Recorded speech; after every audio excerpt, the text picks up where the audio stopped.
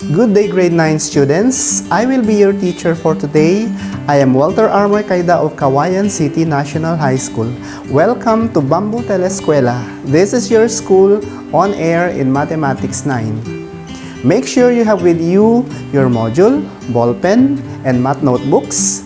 And go to a comfortable place and prepare yourself to listen for today as you tune in to DWND-FM, DWDY-AM, CMD Cable Vision, and you can also watch us streaming live at SDO Kawayan City Facebook page.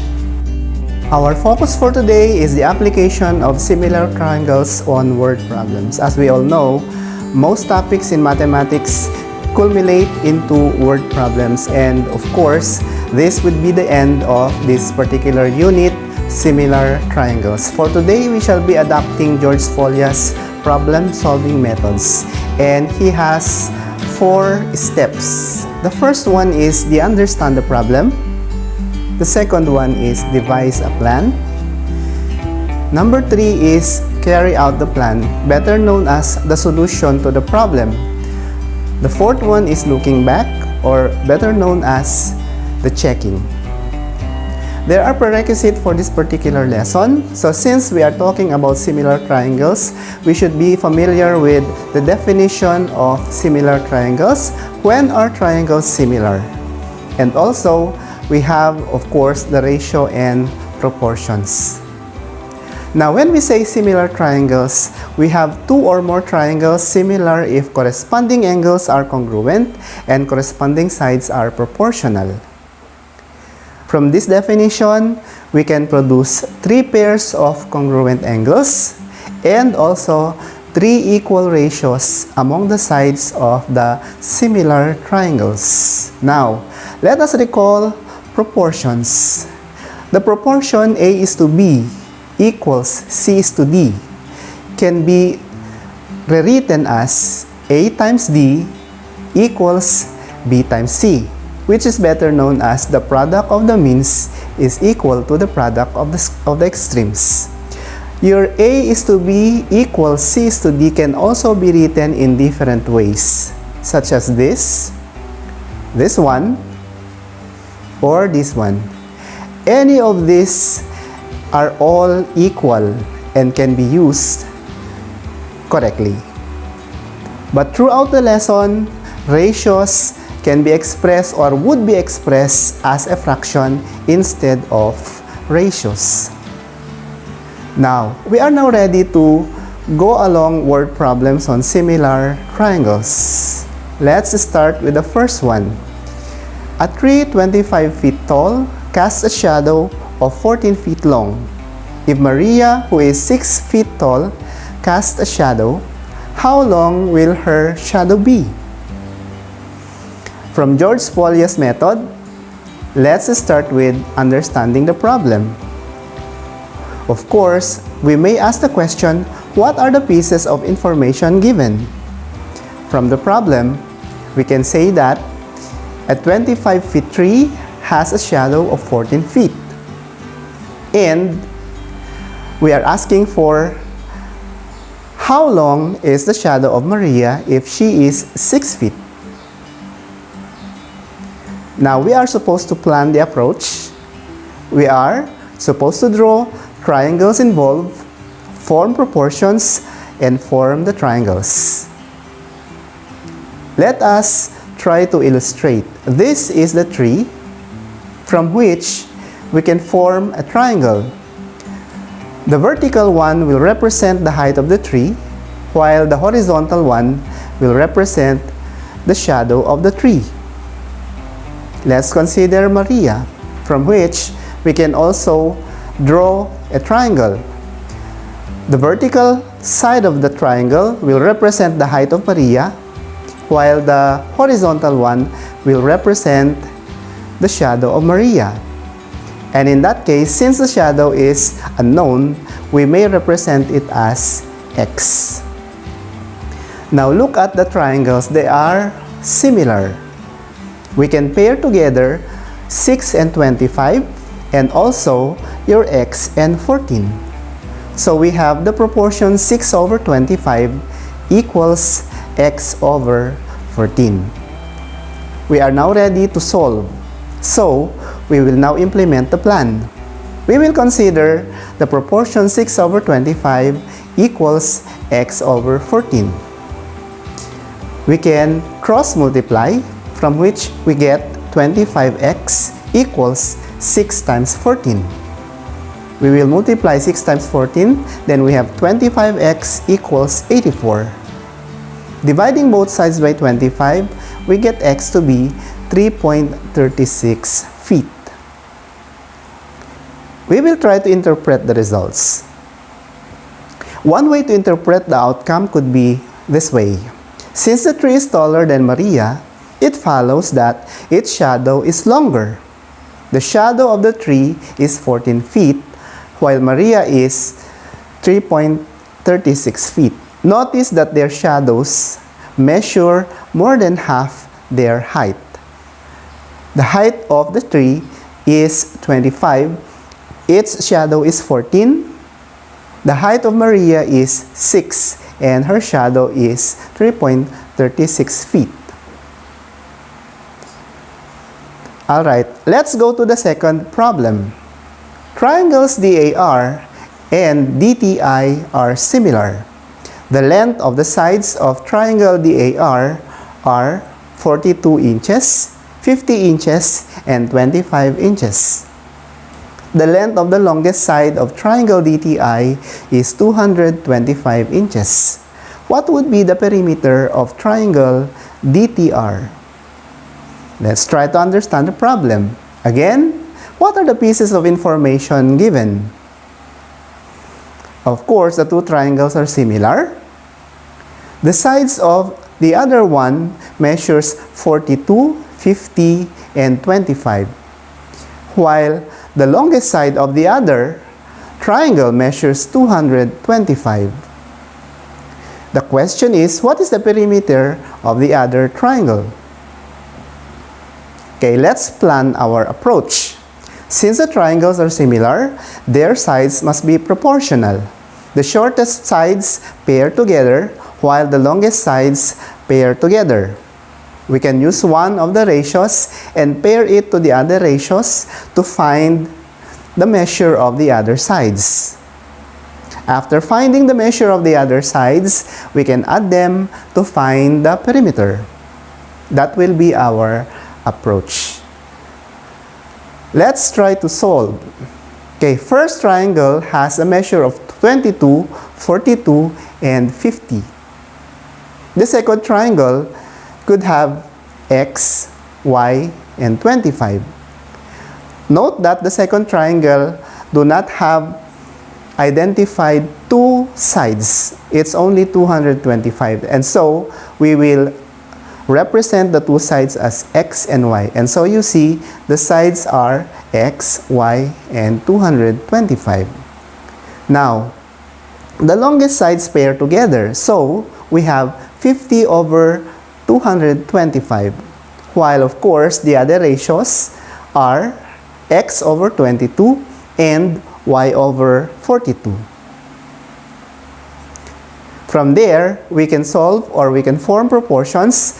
Those are, of course, your x over 22, y over 42, and 50 over 225, which are all equal.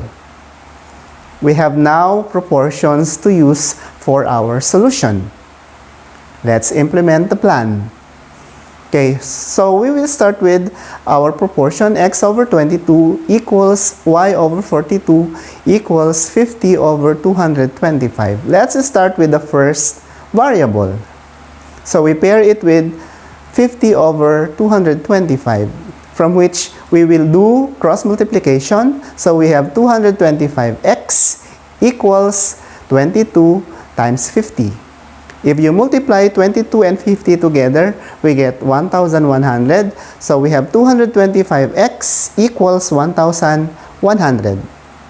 Dividing both sides by 225, we get 4.89 inches, which happens to be one of the sides of the triangle. Now the second variable y will be, of course, paired with 50 over 225. By cross multiplication, we have 225y equals 50 times 42. If you multiply 50 and 42 together, we have 2,100. So we have 225y equals 2,100. Dividing both sides by 225, we get y to be 9.33 inches, which is our second side of the triangle. Therefore, the second triangle will have the measures 4.89, 9.33, and 225. Consequently, its perimeter will be 4.89 plus 9.33 plus 225 equals 239.22 inches. Let's interpret the results. Note that the measure of the sides of the bigger triangle is 4.5 times the smaller one. Look at this setup. From the smaller triangle, we have 4.89 times 4.5 equals 22, which is from the bigger triangle. We have 9.33 from the smaller triangle times 4.5 equals 42, which is from the bigger triangle. And the last side of the smaller triangle, 50 times 4.5 equals 225, which happens to be the longest side of the bigger triangle. Let's have the third problem. A copy machine can enlarge a figure by the ratio 2:5. What will be the dimensions and the angle measures of this figure if it is enlarged? The figure is on your screen. Let's try to understand the problem. What are the pieces of information given? Of course, the measure of the sides of the original triangle are, we have 8, 25, and 30, while its angles are 28, 52 degrees, and 100 degrees. The ratio of enlargement is 2:5. What would be the measure of the enlarged triangle? Now, when we ask the question, what's the measure of the enlarged triangle, we are supposed to know what is the measurement of its sides and its angles. Let's plan our approach. The smaller triangle will take 2 shares, while the bigger triangle will take 5 shares based on the ratio 2:5. The proportions can be formed as follows. We have the smaller triangle over the bigger triangle equals 2/5 equals 8/x equals 25/y equals 30/z. We are now ready to implement the plan or the solution to the problem. Let's start with the proportion, from which this equality we can form 3 proportions. The first one, of course, is 2/5 equals 8/x. The second one is 2/5 equals 25/y. While the third one is 2/5 equals 30/z. We are now ready to find the measures of the bigger triangle. So we will use our proportions. We will start with the first variable x. So if you cross multiply 2 and x together, we get 2x, and cross multiply 5 and 8. So we have 2x equals 5 times 8. So we have 2x equals 40 from 5 times 8. If you divide both sides by 2, we get x to be 20, which happens to be our first side of the bigger triangle. Let's go to our next variable y. So we cross multiply 2 and y together and cross multiply 5 and 25. So we have 2y equals 5 times 25. So we have 2y equals 125 from 5 times 25. So if you divide both sides by 2, we get y to be 62.5, our second side of the bigger triangle. We are now ready for the third side. So we cross multiply 2 and z together. So we have 2z, and 5 times 30 together. So, if you multiply 5 and 30 together, we get 150. So we have 2z equals 150. Dividing both sides by 2, we get z to be 75. So, the sides of the bigger triangle will be 20, 62.5, and 75. How about the angles of the enlarged triangle? Recall that the definition of similar triangle states that two triangles are similar if their corresponding angles are congruent and their corresponding sides are proportional. From this definition, we can conclude that similar triangles, big or small, will have equal corresponding angles. And in this particular problem, the two triangles will definitely have congruent angles. They have the same angle measures. Let's interpret the results. The smaller triangle has measure 8, 25, and 30, while the bigger triangle has measures 20, 62.5, and 75.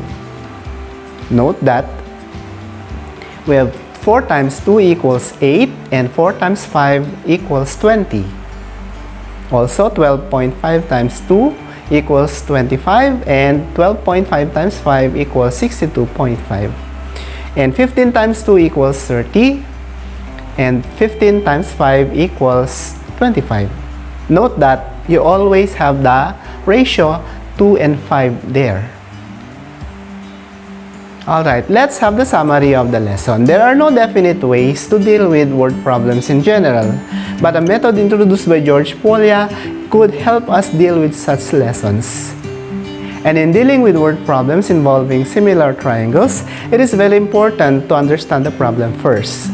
This can be done by looking into key phrases given in the problem. Look for crucial pieces of information and identify what the problem is asking. Plan your way on how to go about answering the problem. Consider those prerequisite knowledge you need. In this particular lesson, knowledge on similar triangles and ratio and proportion are very important. Making sketches of triangles based on the problem can also be a big help. And in forming the proportions, sides of one triangle would all be in the numerator while the sides of the other triangle would be in the denominator, or vice versa. If there are sides unknown, they can be expressed as variables. Solve the proportion formed by applying your knowledge in dealing with such lessons. You may check the results of your computation based on the conditions of the problem.